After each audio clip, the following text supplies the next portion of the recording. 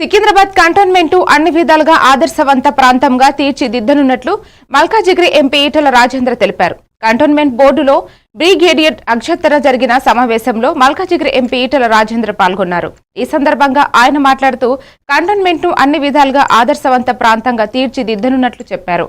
Cantonment పార్కులు, open జిమ్ములు, under ground డ్రైనేజీలతో ఆదర్శప్రాయంగా ఉండే విధంగా కంటోన్మెంట్ గా తయారు చేస్తామని ధీమాగా వ్యక్తం చేశారు. రాష్ట్ర ప్రభుత్వం మొన్న ఏ రాజీవ్ రహదారి కానీ అదేవిధంగా నాగ్పూర్ హైవే కానీ ఆ ఫ్లైఓవర్ల కింద పోయినటువంటి భూముల డబ్బు రాష్ట్ర ప్రభుత్వం జమ చేసిన తర్వాత ఈ కంటోన్మెంట్ ఏరియాలో అతి ఎక్కువ ప్రాంతాలు వరదకు ముంపు గురైంది.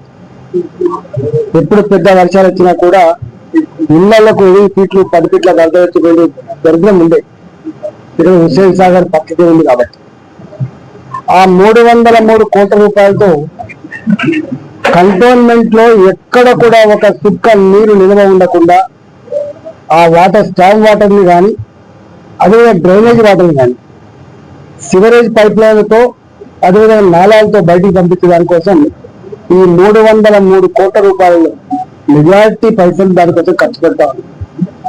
సీతారాంపురం ఏరియాలో అనేక కాలనీలు ఉంటాయి, కానీ ఎప్పుడు వరద వచ్చినా మొట్టమొదటి ముప్పు గురయ్యే ప్రాంతం.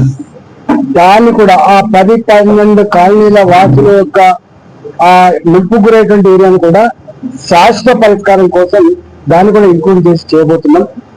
అదేవిధంగా అక్కడ ఆ ప్రాంతంలో రామలకుండ కుంట ఉంటుంది, మురికి నీళ్లతో దుర్గంధపూరితంగా ఉండేది.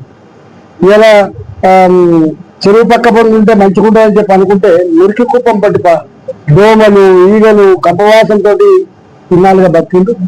దాన్ని కూడా ఆ రామన్న కుంటను కూడా మోడర్నైజేషన్ లో భాగంగా ఆ రామన్న కుంటని మంచి గొప్ప సుందరీకరణ, వాకింగ్ ట్రాక్ తోటి, మంచి పచ్చడి చెట్టుతోటి ప్రజలు సేద తీరేటువంటి కేంద్రంగా దాన్ని కూడా తీర్చిపోతా ఉన్నారు.